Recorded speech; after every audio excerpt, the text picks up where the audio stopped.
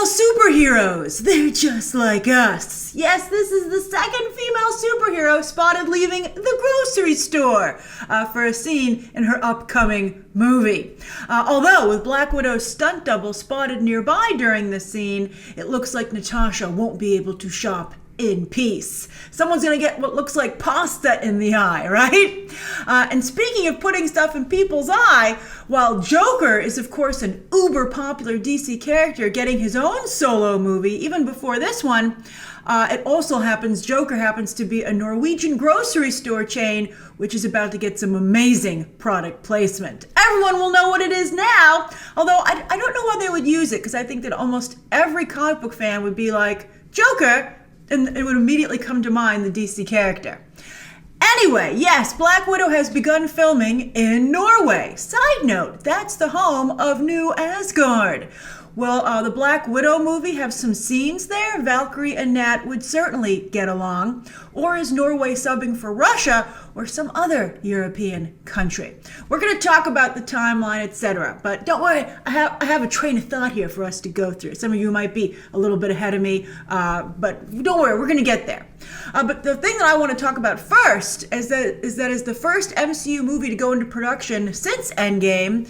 It seems that Black Widow will get the coveted May 1st, 2020 release date, which is the one that Marvel has set up next. They haven't officially confirmed any of this, but this is the only movie filming, and it seems it would be the only movie ready in time for, again, that release date. Now, kicking off the summer movie season is a big freaking deal, especially for what seems to be a smaller movie like Black Widow. But the obvious answer there is that maybe it won't be such a small movie after all, because Kevin Feige ain't stupid. I wonder who will guest star in the film. Black Widow will be the third female superhero movie in 2020, actually fourth if you count Mulan, and of course we're counting Mulan. And Wonder Woman will actually hit theaters just 1 month after Black Widow, which might be a bit too close for comfort. It won't be sandwiched in between two Marvel movies like what unfortunately happened to Shazam, but just a month later, while people are maybe seeing Black Widow for still the second or third time, depending on how good the movie is. I'm feeling it though. I think she had a tremendous momentum coming out of Endgame. They did a very good job heightening her character and setting up interest, I think, in a solo film, even for those who've historically liked to make fun of Black Widow. Unfairly, I feel, but anyway, it's awfully close. However, Gal Gadot has 3 movies in 2020, so maybe that'll help with hype for her. Now back to Black Widow, with no obvious efforts here to make her look substantially younger, because an origin story would have to take place before the MCU even got started, right? Well, she didn't show up until Iron Man 2, but still, I mean, she'd have to have Nick Fury dots on her face, right, to de-age her throughout the film. But so not only is she not being made to look younger, but she also has a hairstyle here that's quite close to her look in Endgame. So it would seem that her solo movie is not an origin story. But ain't she dead?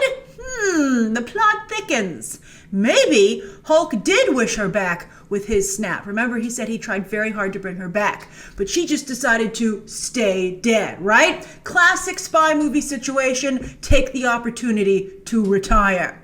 I'd say maybe Cap went back in time, also maybe, and told the Red Skull he'd like to make a return and get his friend back. Sorry, no returns and exchanges, all sales are final, says Red Skull. I thought that was kind of the gist I got when the first both transactions took place, right? But even if that's what Cap did do, that would simply create an alternate reality via the Endgame time travel rules. And I don't think Feige or Johansson would be interested in an Elseworlds Black Widow movie. So I do think that maybe she was somehow wished back and again just decided to stay out of the game. Now, well, ScarJo looks great, as always. I love seeing her red hair back. I think she has a softer look a little bit here. Maybe that's part of being retired, right? But she doesn't look very glamorous, and she's been the most popular in the movies when she is glammed up. But this could always just be for one relatable scene. On that note, she is giving off some major Bucky vibes here, isn't she?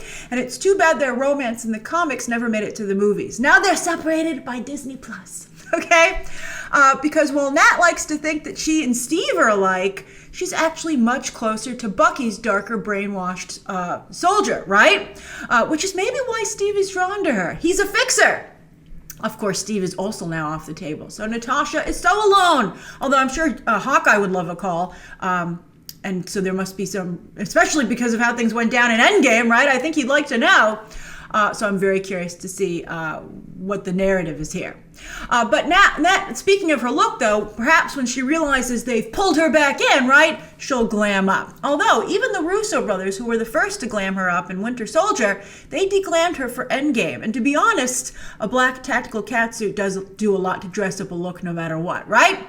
But it'll be particularly interesting to see a realistic Black Widow movie like this, as you can see, go up against Wonder Woman 1984, where Patty Jenkins has actually gone further into Barbie territory than she did in the first Wonder Woman movie. Behind the scenes, I've been hearing that's a little bit of a conversation, let's say, with Wonder Woman 1984, that, the first film tried to, be very grounded as much as it could be, obviously, in the World War I era.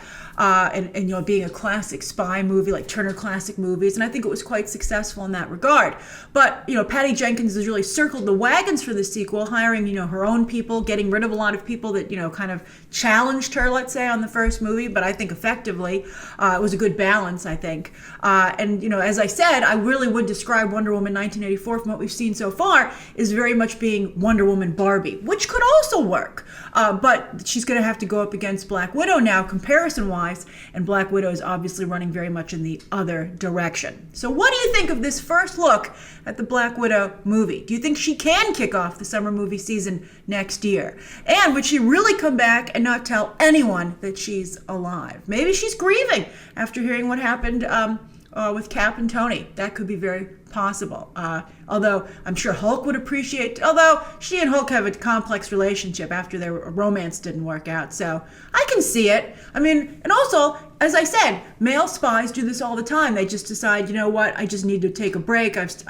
She's literally sacrificed a lot. She just needs to do it. And it would also make her, again, very much like Bucky. All right, and it's too bad that, what do you think? Do you think Bucky should, I think he's not going to be in the movie, but I wish that he was. I think it's unfortunate, that he's stuck on Disney streaming when this is so obviously where he should be. All right, maybe that'll be a great show, though. All right, so anyway, write your thoughts down below. And of course, as always, you can check out some more videos right now.